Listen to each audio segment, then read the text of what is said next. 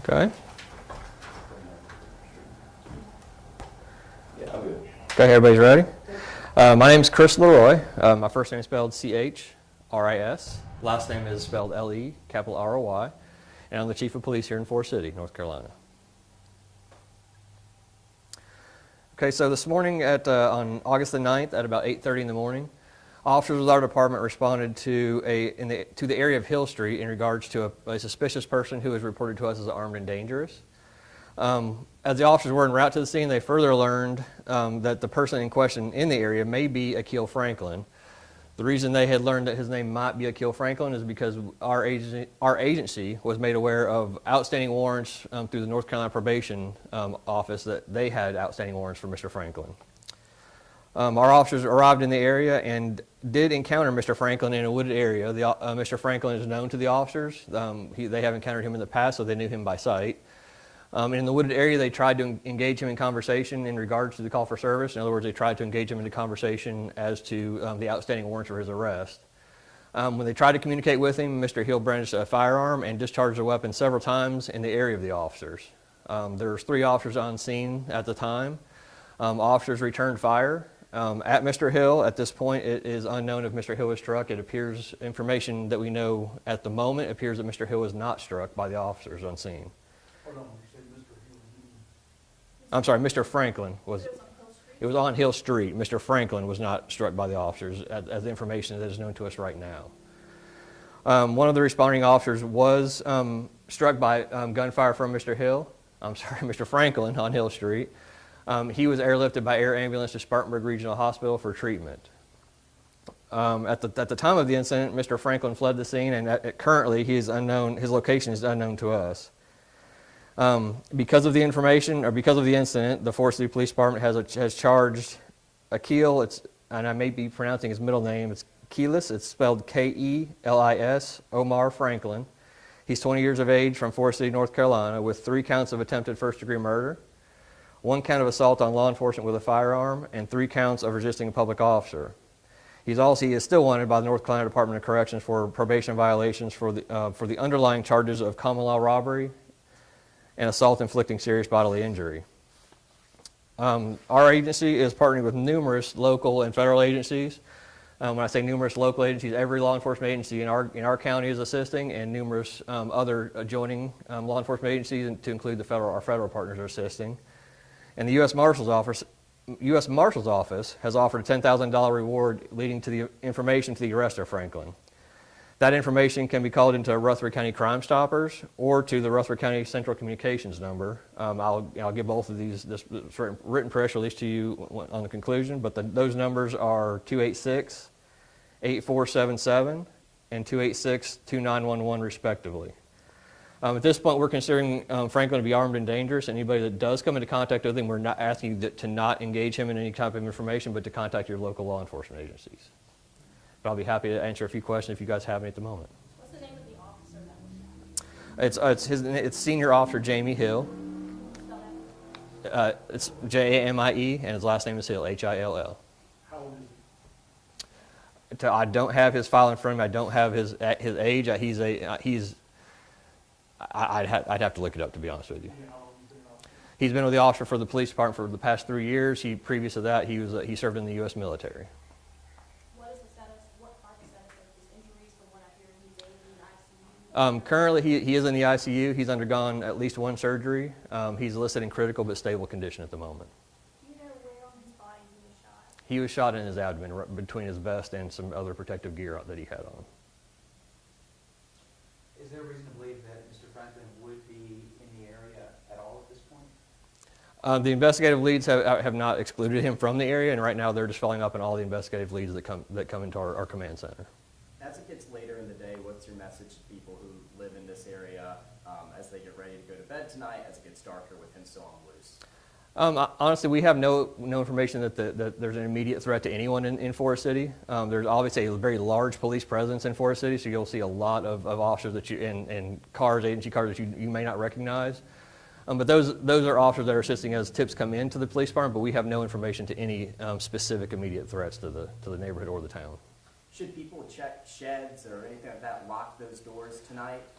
As you normally would, take the precautions you normally would at night. We always encourage our citizens to check car doors, shed doors, house doors, not leave any of those things unsecured. But go ahead and we're at that, and that's why we're asking for people not to go actively hunting or looking for Mr. Franklin, but to contact us if they have information that might suggest something's out of place. If they see a shed door open or a car door open or something that's not normally that way, contact the local law enforcement agency and we'll investigate that for you. You said the original call was about an armed and dangerous individual in the area or site or suspicious person. Yes. What was he doing that caught somebody's attention? Do we know that? I personally have not spoken to that caller yet. The information that came into the call center was just a suspicious person in the area that is possibly armed and dangerous.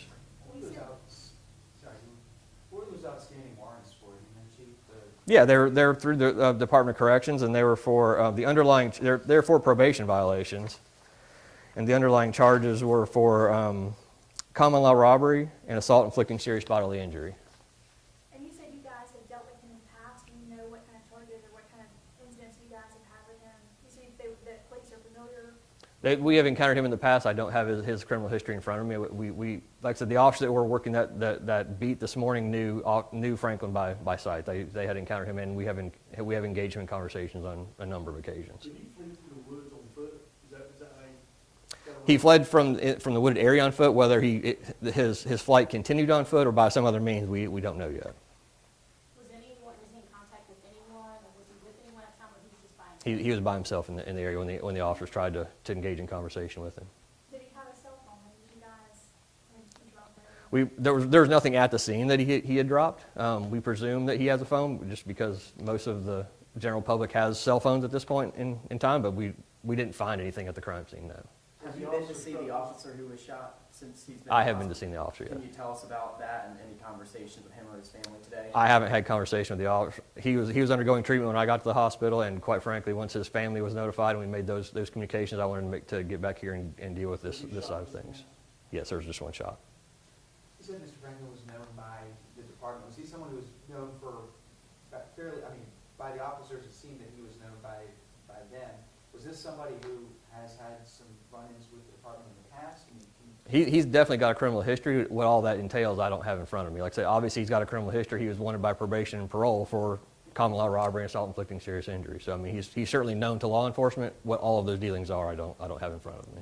Chief, is there anything you'd like to say to Officer Danny Hill's family? Just that we're keeping them in their prayers. Obviously, the whole community has come out and kind of rallied around the family. We're supportive of them, and basically anything that they need at this point, we're here to oblige for them.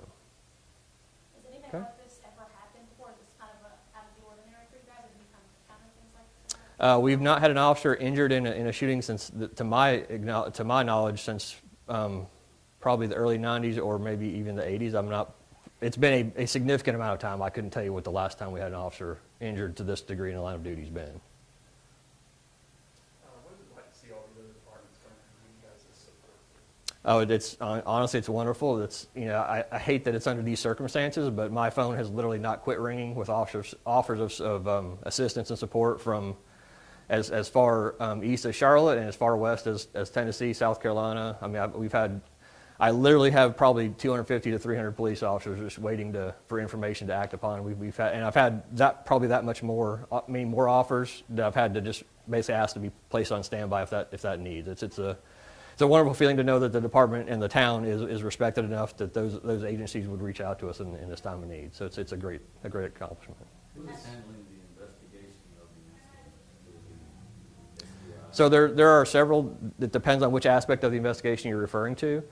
Anytime an officer discharges a firearm in their line of duty, the SBI, the State Bureau of Investigation, is called in to investigate that. Depending upon what that investigation unfolds, depends upon how much further those things go. Obviously, the officers that were involved in this incident, the other two officers have been placed on administrative leave until the internal investigation is done, which will begin hopefully tomorrow.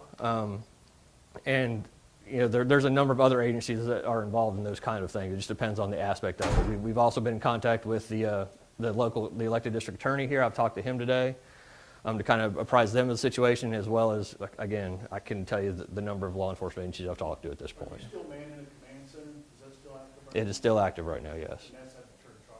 It is, yes.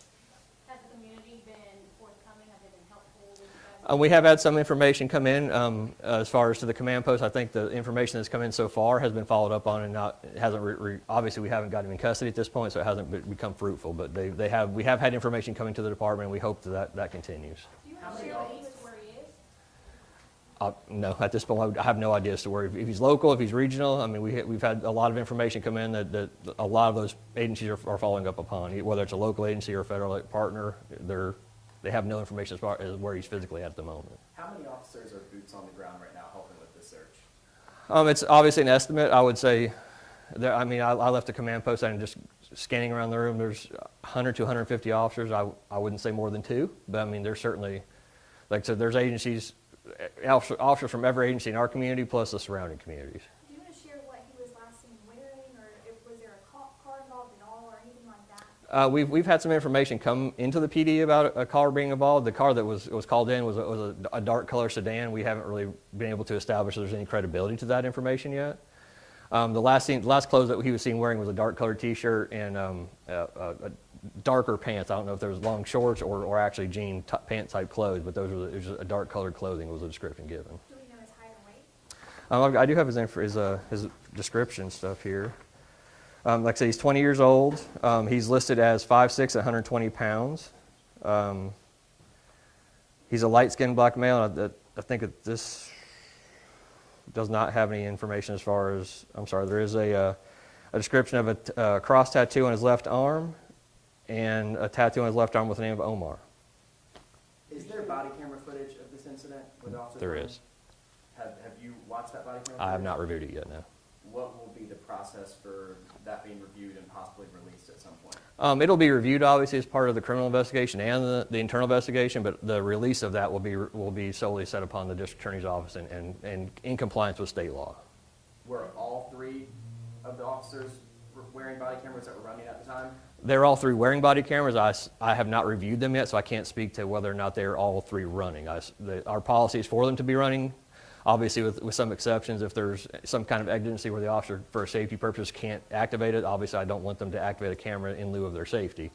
But all 3 were equipped with body cameras, and to my knowledge, I know there's footage. I don't know how many officers had footage.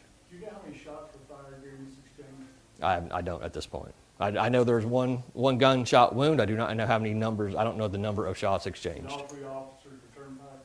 I know that 2 of the officers have. Obviously, like I said, I didn't speak with Officer Hill because he was in surgery at the time. Were any people told to evacuate their homes? We had some people who said that police were coming through, telling them to go inside, but did they have to evacuate the area at any point? Early on, we evacuated 3 residents because we had some information that he might be inside of a work shed behind one. That information turned out to be incorrect, but we did evacuate 3 residents in the area as a precaution. Sergeant Hill is here. If you guys want the written documentation for anything, please give him your contact information, and I'll be sure to email it out to you. Are we allowed to use the photo of officer? Yeah, I don't know how recent that is. It's within a year, so yeah, I mean it's fine. I don't see a problem with that. Okay. I think I'm almost positive he's on. I don't think he was deployed at the time, so I think he's on that board. I saw him. He is. Okay. All right. Thank you, Chief. No problem. Thank you. Appreciate it. Is the microphone low? You